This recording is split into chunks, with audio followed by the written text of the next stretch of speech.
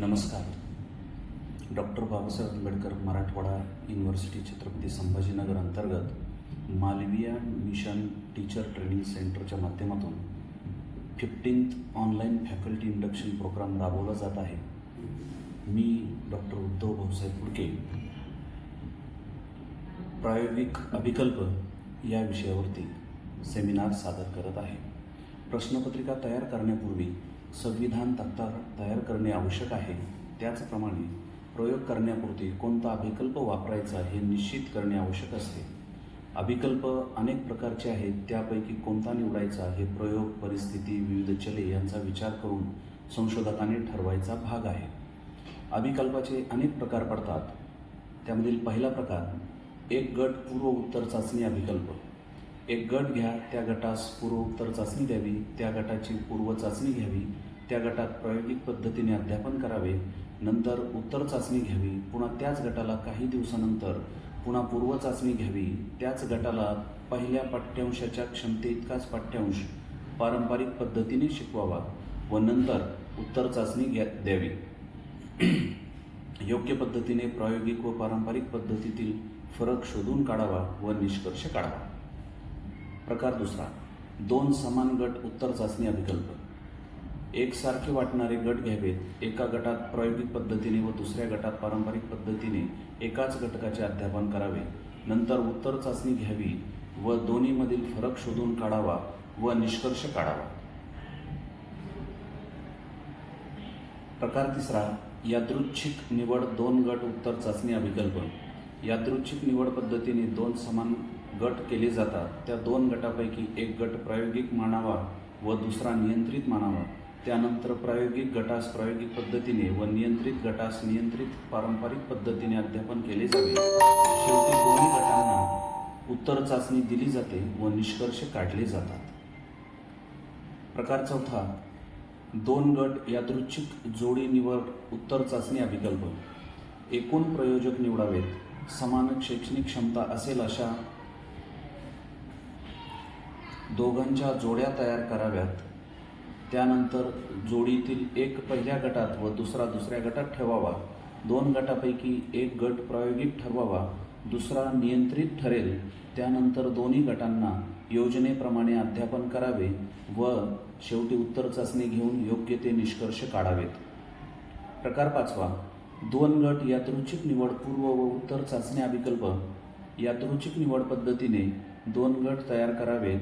त्या दोन्ही गटाची पूर्व चाचणी घ्यावी, नंतर प्रायोगिक गटात प्रायोगिक पद्धतीने व नियंत्रित गटास पारंपरिक पद्धतीने अध्यापन करावे, नंतर उत्तर चाचणी घेऊन फरक पाहावा व निष्कर्ष काढावेत. प्रकार सहावा, सॉलोमन तीन गट यादृच्छिक निवड अभिकल्प. यादृच्छिक निवड पद्धतीने तीन समतुल्य गट निवडावेत. पहिल्या गटात पूर्व चाचणी द्यावी व प्रायोगिक पद्धतीने अध्यापन करावे. दुसऱ्या गटास पूर्व चाचणी द्यावी व पारंपरिक पद्धतीने अध्यापन करावे. तिसऱ्या गटात पूर्व चाचणी न देता प्रायोगिक पद्धतीने अध्यापन करावे व तिन्ही गटात उत्तर चाचणी द्यावी व निष्कर्ष काढावेत. प्रकार सातवा, सॉलोमन चार गट यादृच्छिक निवड अभिकल्प. यादृच्छिक निवड पद्धतीने चार समतुल्य गट तयार करावेत. त्यानंतर आपण अ, ब, क, ड अशी त्यांना नावे देऊन अ हा प्रायोगिक गट आणि ब, क, ड हे तीन नियंत्रित गट. गट अ व ब या गटाची पूर्व चाचणी घ्यावी आणि क व ड यांची पूर्व चाचणी देऊ नये. अ आणि क यांना प्रायोगिक पद्धतीने अध्यापन करावे व ब आणि ड यांना पारंपरिक पद्धतीने अध्यापन करावे. चारही गटांना उत्तर चाचणी द्यावी आणि निष्कर्ष काढावेत.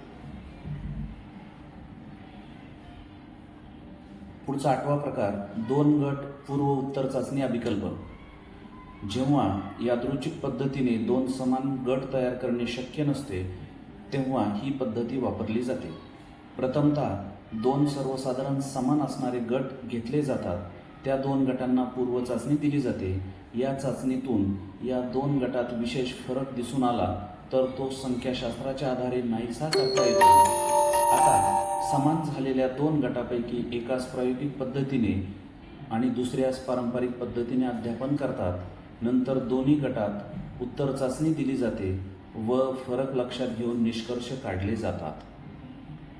प्रकार शेवटचा, चक्रीय अभिकल्प. ज्यावेळी यादृच्छिक पद्धतीने दोन समान गट तयार करता येत नाहीत तेव्हा ही पद्धती वापरली जाते. एका वर्गाच्या दोन तुकड्या घेतात, दोन समान क्षमतेचे गट निवडतात. पहिल्या गटाला प्रायोगिक पद्धतीने व दुसऱ्या गटाला त्याच घटकाचे पारंपरिक पद्धतीने अध्यापन केले जाते व नंतर उत्तर चाचणी घेतली जाते. त्यानंतर पहिल्या गटाला दुसरा घटक पारंपरिक पद्धतीने आणि दुसऱ्या गटाला त्याच घटकाचे प्रायोगिक पद्धतीने अध्यापन करावे. नंतर उत्तर चाचणी घ्यावी, त्यावरून निष्कर्ष काढला जातो. अशा प्रकारे वरीलप्रमाणे अभिकल्पाचे 9 प्रकार आपल्याला सांगता येतील. प्रायोगिक संशोधन पद्धतीमध्ये संशोधकाने संशोधन करत असताना प्रायोगिक अभिकल्पाची निवड केल्यानंतर अभिकल्पातील प्रकारापैकी आपल्या समस्येची सर्वसाधारण किंवा योग्य अभिकल्प निवडून त्यानुसार संशोधन कार्य पूर्ण करावे. धन्यवाद.